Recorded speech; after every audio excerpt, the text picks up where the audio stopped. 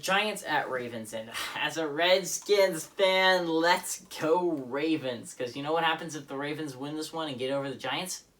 The Redskins, all they need to do to lock up the NFC East is beat the Panthers. All they have to do is beat the Panthers. And who picked the Redskins to win the NFC East? I'm sorry, I completely forgot. I spaced.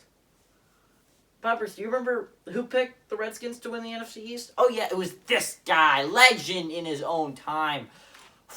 Oh, let's go. The Giants, I don't know if they're going to be playing Daniel Jones, but even if they do play Daniel Jones, he's not going to be healthy.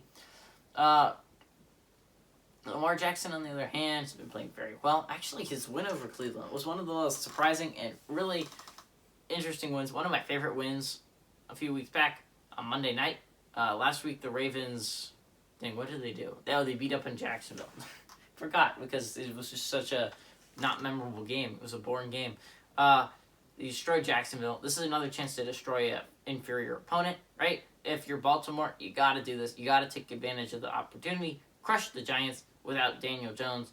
They're favored by 10. And even with Daniel Jones, it's going to be a crippled Daniel Jones. A Daniel Jones that you don't have to worry about running the ball, which is his main threat as a quarterback. But I love Baltimore here. Baltimore has a good defense this year, and they've started to let it up more on offense, let Lamar Jackson run the ball and then throw the ball off the run. And J.K. Dobbins is legitimately looking like a second best running back in the draft class right there. I don't know about... I'm sticking by with my top 4 rankings. I think, obviously, 1 and 2 is right. I think Jonathan Taylor is easily the best running back in this draft class, if you don't include James Robinson. The problem is no one saw James Robinson really coming because, I don't know about you, but I didn't watch a lot of Illinois State ball, so I didn't know too much about him coming into the draft. But I ranked, again, Jonathan Taylor 1, looking like a great running back with the Colts, and J.K. Dobbins 2. Makes sense. Smart picks. Now, the only thing I'm debating is should I have put Clyde Edwards-Helaire for DeAndre Swift. DeAndre Swift has looked great in Detroit, though. Shined in Detroit, even though they're in Detroit. So, who knows? I think Cam Akers at 5 was right. Although, I don't know. I think Antonio Gibson could give him a run for his money. I probably shouldn't have ranked Antonio Gibson at 10 was a mistake.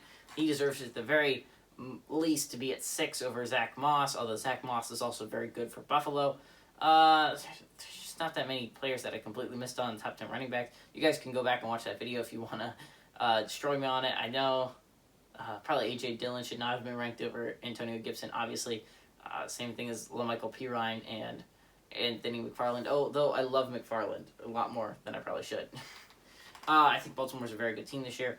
I think they could be a playoff candidate. It just depends on if Buffalo wins, gets the number 2 seed, locks it up before the game. I don't see them really playing their players, which means that would suck for the Ravens because I really do think